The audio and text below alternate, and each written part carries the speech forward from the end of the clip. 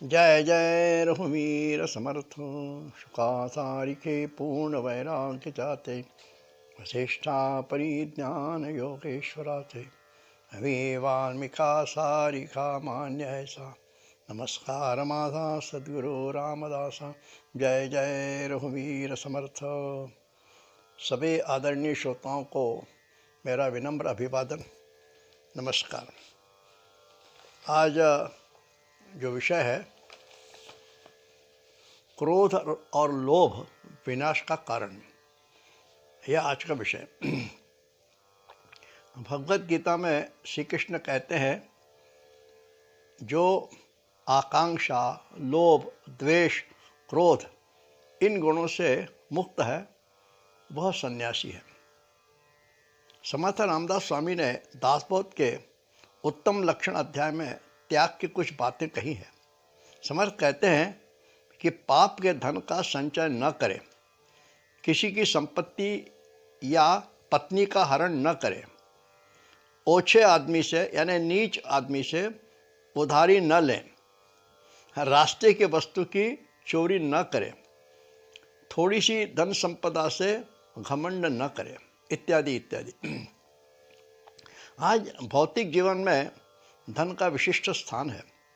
अपने सुख के साधनों को हम पैसे से ही खरीदते हैं। हमारे 4 पुरुषार्थ में अर्थ यानी धन एक महत्वपूर्ण पुरुषार्थ है। संत तुकाराम कहते हैं, अच्छे मार्ग से कमाए हुए पैसे ही व्यवहार करना चाहिए।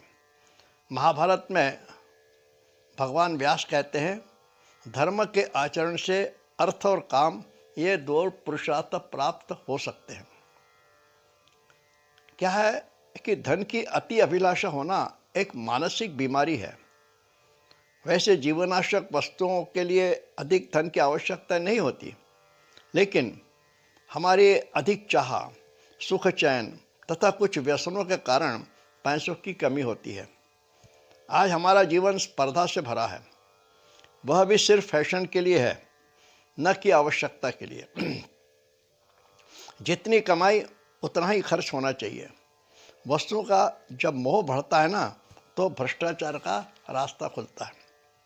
एक मराठी साहित्यकार विमल जी ठकार अपने ग्रंथ में लिखते हैं, विवाह के बाद उनकी माँ ने अपने पति से कहा था कि 2 साड़ी और 4 बर्तन मेरी गृहस्थी के लिए पर्याप्त है। इस घर में जो भी पैसा आए वह शुद्ध हो तथा नीति से आए। भ्रष्टाचार से आया हुआ पैसा पिशाच रूप होता है, एक बार आ गया तो फिर वो छूटता नहीं। समर्थ रामदास के जीवन की एक घटना है। समर्थ एक बार किसी धनवान के यहाँ भोजन करने गए थे। वहाँ अनीति से पैसा इकट्ठा किया गया था। समर्थ ने भोजन किया और फिर विश्राम करने लगे। उन्होंने देखा सामने सोने की कटोरी में लौंग रखी हुई है। क्षण भर के लिए उनके मन में आया कि वह सोने की कटोरी चुपचाप झोली में डाल लेना चाहिए, लेकिन वे तुरंत उठे, बाहर जाकर उल्टी करके सारा अन्न पेट से निकाल दिया। क्योंकि जैसा खाते हैं वैसी बुद्धि होती है। तात्पर्य यह कि मनुष्य ने कितनी सावधानी बरतनी चाहिए।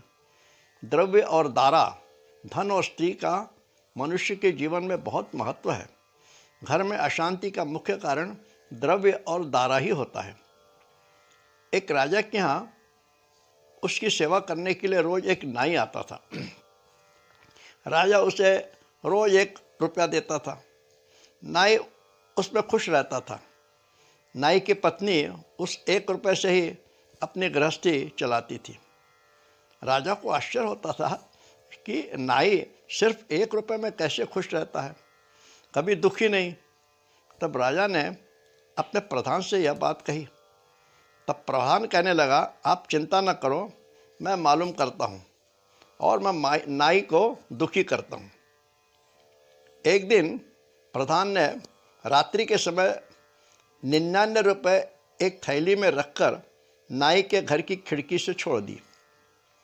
सुबह नाई ने वह थैली देखी उसमें 99 रुपये रख देखकर वह बहुत खुश हुआ। उसने पत्नी को बताया कि यदि राजा ने दिया हुआ 1 रुपया हम इसमें मिला दें तो 100 रुपये हो जाएंगे। दोनों को खुशी हुई। बाद में वह नाई सोचने लगा कि 50 पैसे रोज़ खर्च करने से 50 पैसे बचेंगे और अपनी रकम बढ़ती जाएगी। तो वो कंजूसी से रहने लगा। खाने पीने में फ़र्क होने लगा। अब पति पत्नी में थोड़ी तकरार भी होने लगी। नाई सोचने लगा कि इस प्रकार बचत करने से हमारी पूंजी बढ़ेगी, लेकिन पति पत्नी दोनों में रोज़ झगड़ा होता था। इस कारण नाई चिंतित रहने लगा। राजा को यह बात समझ में आई। उसे अच्छा लगा। यानी कहानी का तात्पर्य यही है कि लोभ का कोई अंत नहीं। एक बार शुरू हो गया तो फिर लोभ बढ़ता ही जाता है। वह नाई पैसे के लोभ के कारण गली गली घूमने लगा। भोगवाद से मनुष्य पैसों का गुलाम बन जाता है। समर्थ रामदास कहते हैं कि कोई वस्तु दिखे तो उसे चुराना नहीं, मानसिक चोरी भी नहीं करना चाहिए। किसी की अच्छी वस्तु देखकर ईर्ष्या के कारण उस वस्तु का अपने पास होना, यह सोच भी चोरी है। महाभारत में दुर्योधन ने कर्ण की सहायता की थी, इसलिए कर्ण दुर्योधन के अधीन हो गया। दुर्योधन की इच्छा के कारण कर्ण को युद्ध में घटोत्कच का वध ब्रह्मास्त्र से करना पड़ा, जबकि कर्ण ने अर्जुन को मारने के लिए ब्रह्मास्त्र रखा था। कर्ण की मित्रता दुर्योधन से हुई, जो कि एक दुराचारी और नीच प्रवृत्ति का था, इसीलिए कर्ण का भी नुकसान हुआ। इसीलिए समर्थ कहते हैं कि ओछे विचार वाले मनुष्य से संबंध न रखिए, पैसों का लेन देन भी उससे मत कीजिए। मनुष्य का मानसिक संतुलन बिगड़ता है क्रोध के कारण। इसीलिए समर्थ कहते हैं अधिक क्रोध अच्छा नहीं होता। प्रियजनों को दुखी न करें। थोड़े कारण से रूठना नहीं। शरण आए हुए दुश्मन को क्षमा करना। मनोग्रोध ग्रंथ में समर्थ कहते हैं, रे मन तू क्रोध न कर जिससे दूसरे दुखी हों। क्रोध से फायदा कुछ नहीं, बल्कि स्वतः की शक्ति खर्च होती है। क्रोध के कारण मनुष्य की विवेक बुद्धि भी नष्ट होती है। एक गरीब महिला थी। उसने एक नेवला पाल रखा था। एक दिन वह अपने बच्चे को सुलाकर नदी पर पानी लाने के गई। वापस आने पर उसने देखा नेवला दरवाजे पर है और उसका मुंह जो है वो खून से लाल हो गया। उसने सोचा नेवले ने बच्चे को खा लिया होगा। हाँ, इसलिए उसने गुस्सेवश पानी भरी एक कसेड़ी उस नेवले पर फेंक दी, जिस कारण नेवला मर गया। महिला अंदर जाती है, वो देखती है बच्चा तो मस्त खेल रहा है, लेकिन बाजू में ही फर्श पर एक सर्प मरा हुआ पड़ा था।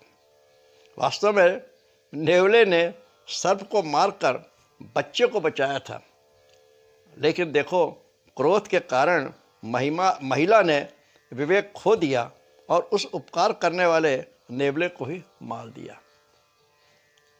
क्षमा जो है मनुष्य का भूषण है। दूसरों की गलतियों को विवेक से विचार करके क्षमा करना चाहिए। समर्थ रामदास के जीवन की एक घटना है।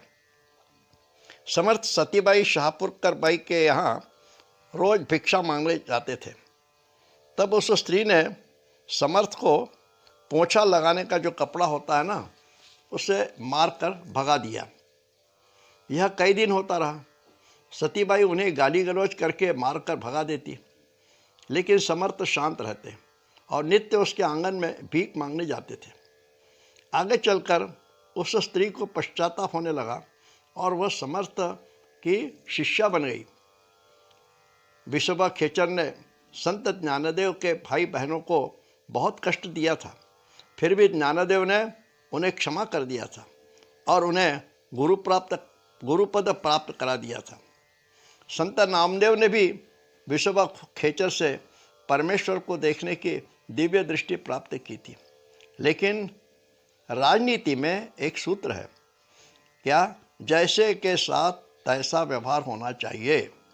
हमें इतिहास की घटना मालूम है। पृथ्वीराज चौहान ने 14 बार मोहम्मद गोरी को माफ़ करके छोड़ दिया था और उसी मोहम्मद गोरी ने मौका पाते ही पृथ्वीराज चौहान को मार दिया था।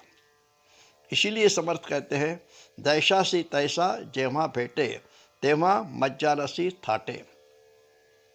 मनुष्य के जीवन में क्रोध और लोभ किस प्रकार विनाश का कारण बनता है, उसके विषय में हमने आज थोड़ा सा चिंतन किया।